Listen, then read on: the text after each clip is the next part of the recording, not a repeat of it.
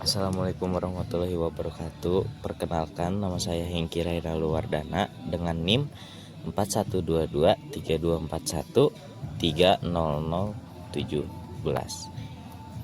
Saya di sini akan menjelaskan tentang pengamatan bumi, teknologi antariksa. Untuk pendahuluannya, di sini ada ribuan satelit telah dikirim ke luar angkasa untuk mengamati bumi. Satelit-satelit ini digunakan untuk mengumpulkan data penting tentang atmosfer, lautan, daratan, serta perubahan iklim dan lingkungan. Teknologi ini memungkinkan ilmuwan untuk memodelkan perubahan yang terjadi di bumi secara dinamis, memahami proses alam yang kompleks, dan membantu manusia dalam mengelola sumber daya terbatas serta merespon tantangan lingkungan. Contoh alat yang digunakan oleh penginderajaan jauh seperti Interferometric Synthetic Aperture Radar atau bisa disingkat sebagai INSAR. INSAR adalah teknologi radar canggih yang menggabungkan dua atau lebih gambar radar untuk menghasilkan peta deformasi permukaan. INSAR digunakan untuk memantau perubahan permukaan tanah, seperti pergeseran akibat gempa bumi atau pergerakan tanah, serta untuk membuat model elevasi digital atau bisa disebut DEM yang sangat akurat. Di sini juga menjelaskan tentang instrumen ruang angkasa menyediakan pengukuran global bumi dengan mempertimbangkan isu-isu sebagai berikut. 1. Keahlian dalam memperoleh informasi tentang permukaan dan atmosfer menggunakan metode penginderajaan jauh. Kedua, keahlian dalam memodelkan fenomena lingkungan. Ketiga, keahlian dalam dan penyediaan fasilitas untuk menghasilkan pengarsipan dan pendistribusian data lingkungan. Keempat, keahlian dan fasilitas untuk mengkarakterisasi sifat spektral komponen lingkungan, keahlian dan fasilitas untuk penelitian atmosfer dengan menggunakan radar. Kelima, keahlian dalam teknologi dan praktik penginderaan jauh pada panjang gelombang mm dan sub-mm. Keenam, melaksanakan program penelitian dalam aspek-aspek lingkungan. Keenam,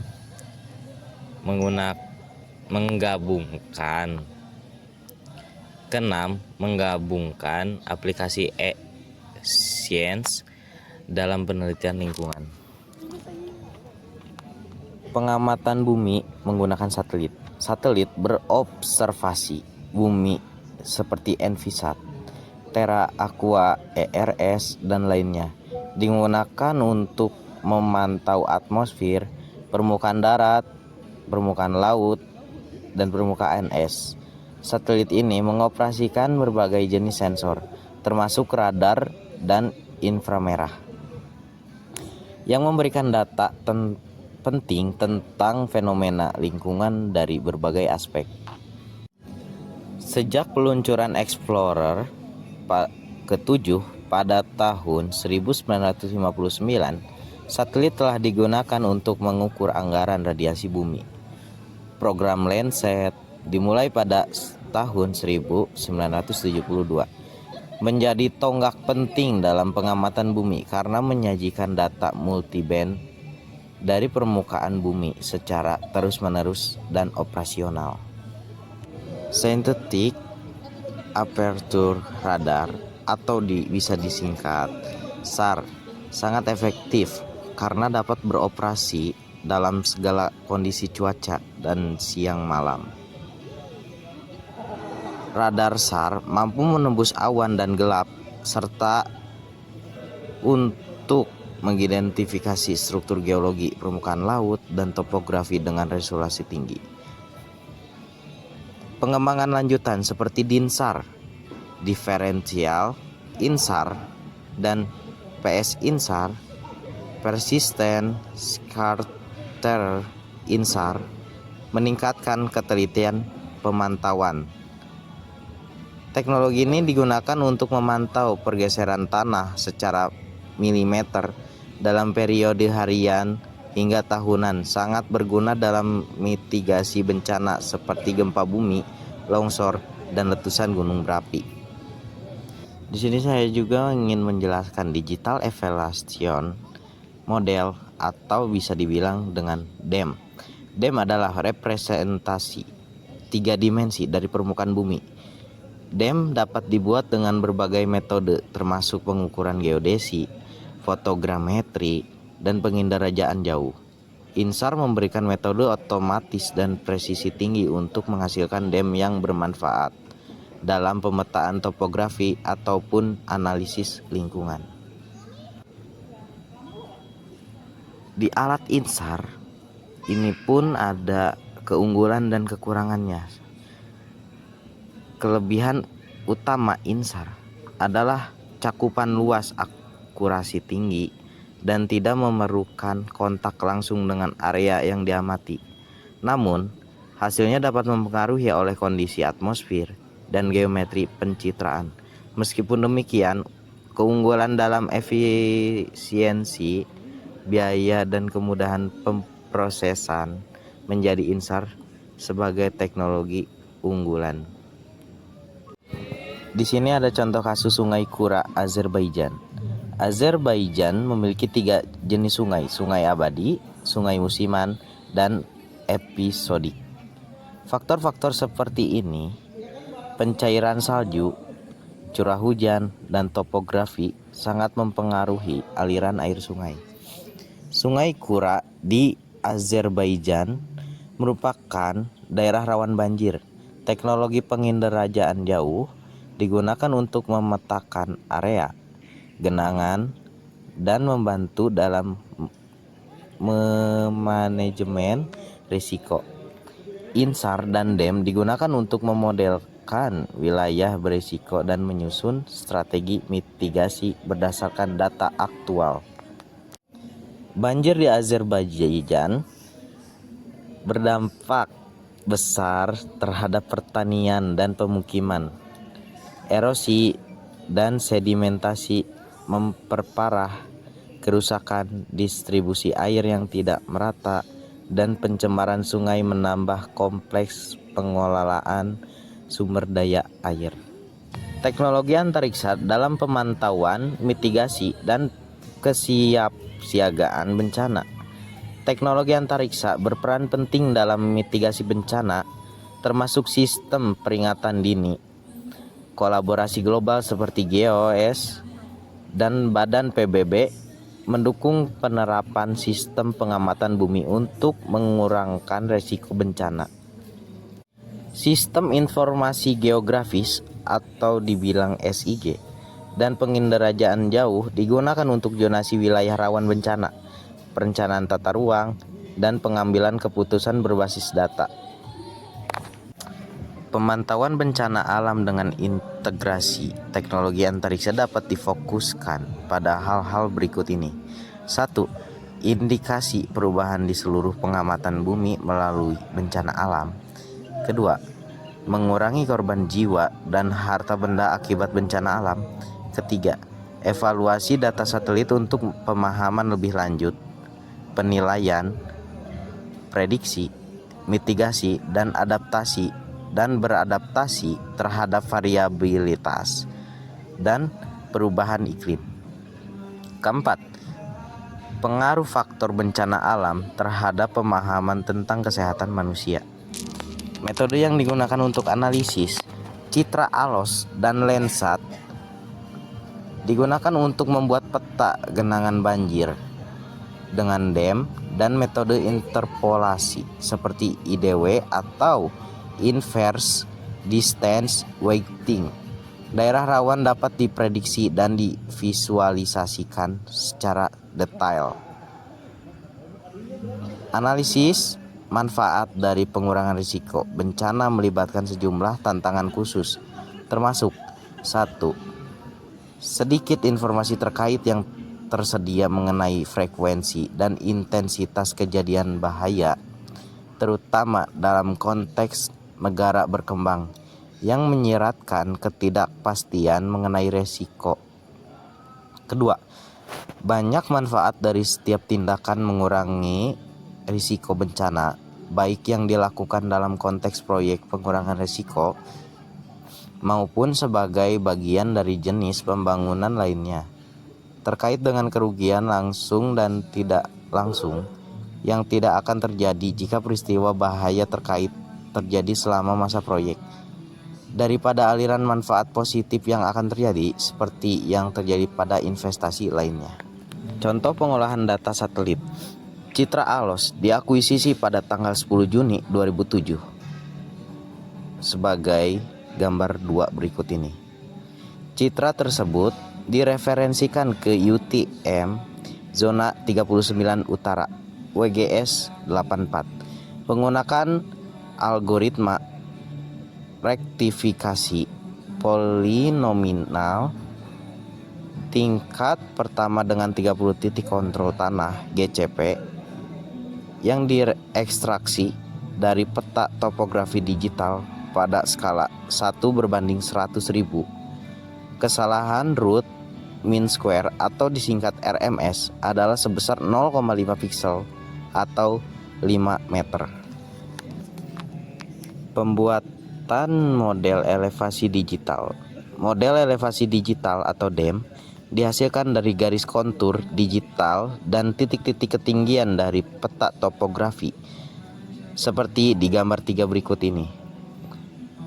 Garis-garis digital dalam format shapefile dikonversi menjadi titik-titik di ArcGIS versi 9.2 menggunakan alat transformasi fitur to the point.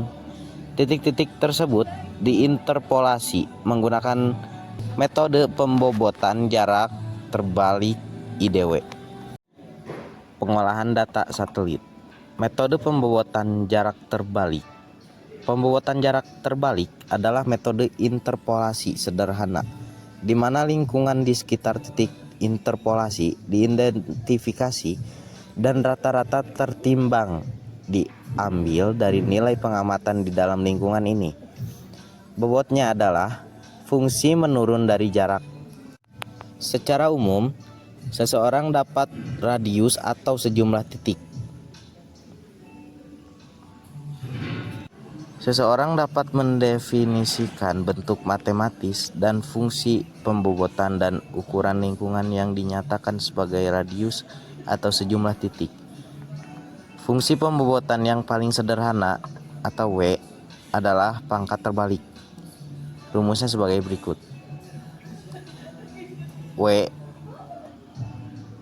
dalam kurung D sama dengan 1 dibagi D pangkat N. Dengan N lebih kecil dari 0, nilai pangkat dapat ditentukan tergantung pada karakteristik data. Nilai pilihan yang paling umum adalah N sama dengan 2. Ukuran lingkungan menentukan beberapa banyaknya titik yang disertakan dalam pembobotan jarak terbalik. Ukuran lingkungan dapat ditentukan dalam hal radius, jumlah titik, atau kombinasi keduanya. Jika radius ditentukan, penggunaan juga dapat menentukan pengabaian dalam hal jumlah titik minimum dan atau maksimum. Memanggil opsi penggantian akan memperluas atau mengerutkan lingkaran sesuai kebutuhan. Jika pengguna menentukan jumlah titik, pengabaian radius minimum dan atau maksimum dapat disertakan. Juga dimungkinkan untuk menentukan radius rata-rata berdasarkan jumlah titik tertentu. Sekali lagi, ada penggantian untuk memperluas atau mengontrak lingkungan untuk menyertakan jumlah titik minimum dan atau maksimum. Sebagai contoh, diberikan distribusi titik-titik berikut dengan nilai Z yang diketahui.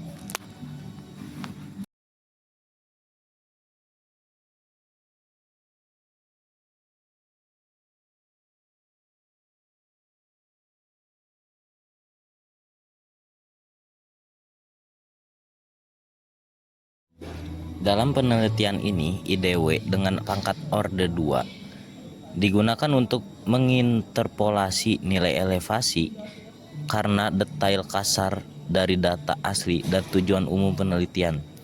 IDW merupakan metode interpolasi yang cepat dan sederhana yang digunakan ketika nilai titik-titik secara parsial berkorelasi secara otomatis, seperti pada kasus titik-titik ketinggian. Metode interpolasi lain seperti kringing dapat digunakan ketika akurasi yang lebih tinggi diperlukan, sebagai gambar berikut. Mengidentifikasi wilayah yang berpotensi terkena banjir sangat penting untuk mengurangi dampak bencana. Karena itu, daerah dengan memungkinkan banjir tinggi telah dipetakan. Pengamatan dilakukan pada ketinggian 26 meter dan hasilkan menunjukkan bahwa daerah yang ketinggian sekitar minus 22 meter berisiko tinggi terkena banjir. Zona yang ditandain sebagai RF berpotensi tergenang jika permukaan air sungai naik hingga 4 meter. Metode ini bisa digunakan dengan baik setelah dilakukan pengukuran geodetik untuk mendapatkan data tinggi sungai yang akurat. Kunjungan lapangan. Tujuan utama kunjungan lapangan adalah untuk memastikan lokasi genangan di sekitar Sungai Kura. Wilayah ini terkena karena adanya data spasial yang cocok dengan musim terjadinya banjir.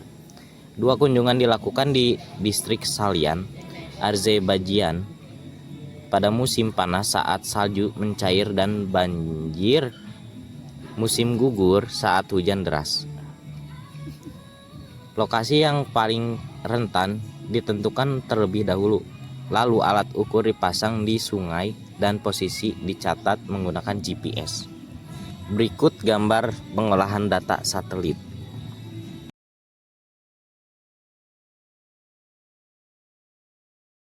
Kesimpulannya adalah teknologi pengamatan bumi berbasis antariksa menawarkan solusi modern untuk memahami dan menangani masalah lingkungan dan bencana alam. Melalui satelit, data akurat dapat dikumpulkan, diproses, dan digunakan untuk mendukung pengambilan keputusan yang efektif dan berkelanjutan. Sekian, terima kasih atas Sekian penjelasan dari saya.